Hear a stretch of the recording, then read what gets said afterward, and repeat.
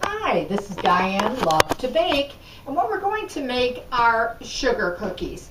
But these particular sugar cookies I'm making for Valentine's because they're all made in hearts, and then I actually take a melted chocolate or candy melts, and I brush the candy melts all on the side of the cookie, and then I dip them either in sugar, coarse sugar, or jimmies, that type of thing. And we also cover the cookie with coarse colored sugar, which of course we're using red for Valentine's. But this cookie can be made for any occasion.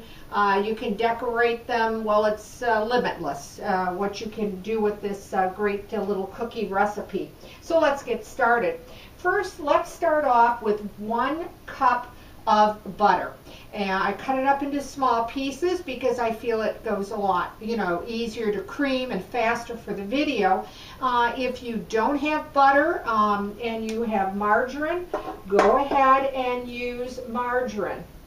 And these cookies come out, they really taste just delicious. So break and cream up that butter. You can use your hand mixer if you prefer not to use your stand.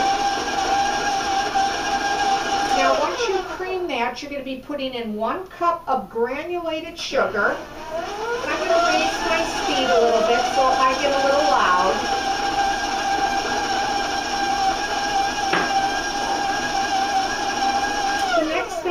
Put in is 2 eggs, and I've had them at room temperature, and I'll beat 1 egg at a time.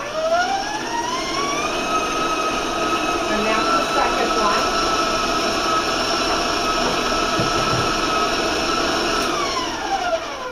Now you'll want to cream and beat this till it becomes a pale yellow and it's nice and fluffy and light, okay?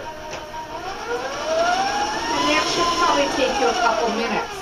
Now the next thing we're going to be putting in is 1½ teaspoons of vanilla. So we'll beat that in.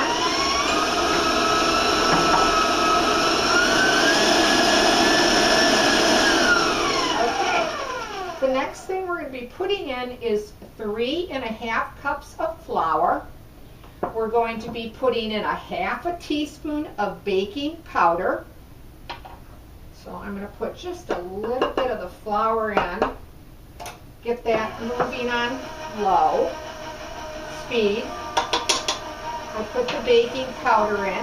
You're also going to be putting in 1/2 teaspoon of salt, and I'll put a little bit more flour in. And you're going to be putting in 1/2 teaspoon of cinnamon.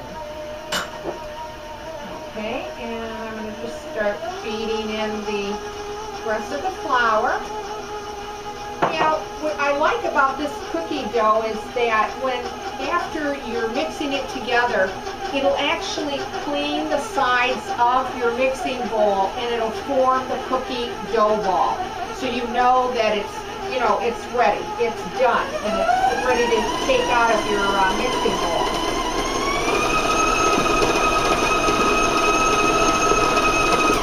Okay, so I'm just going to take my paddle out of here, take the excess off. Okay, like that. And we'll move that over to the side.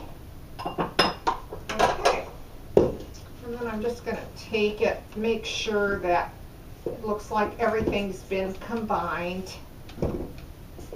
Okay. All right, and you'll have this really nice cookie dough, okay?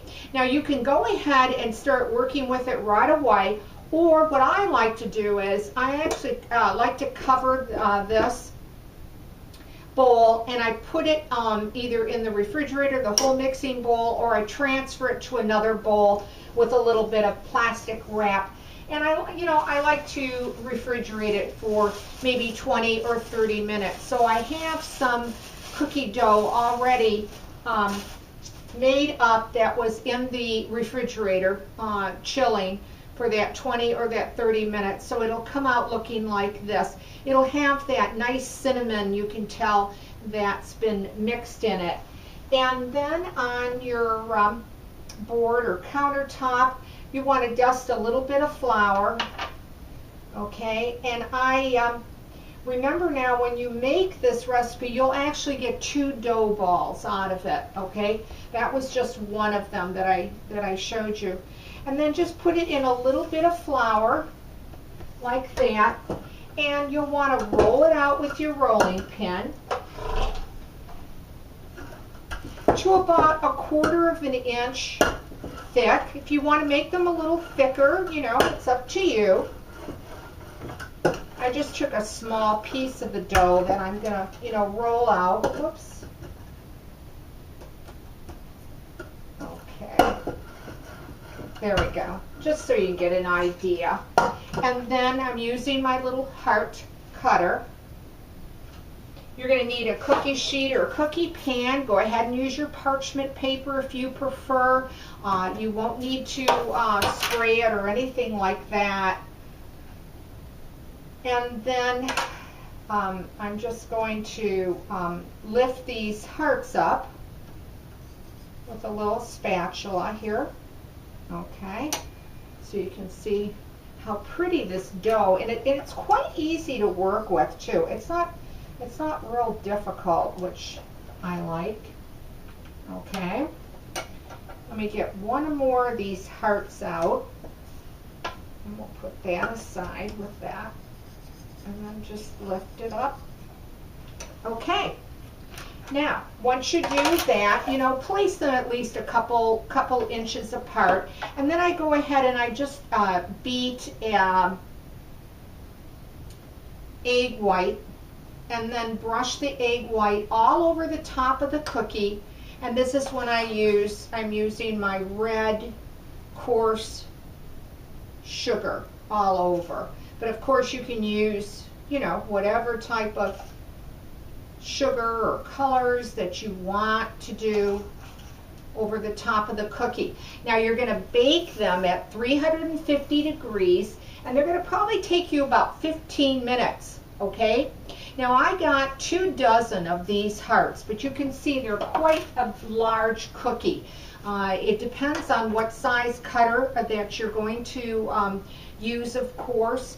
But when I make really small cookies, I've got as much as like 4 or 5 dozens out of them. So it really depends on the size. But again, you can see how large this cookie is.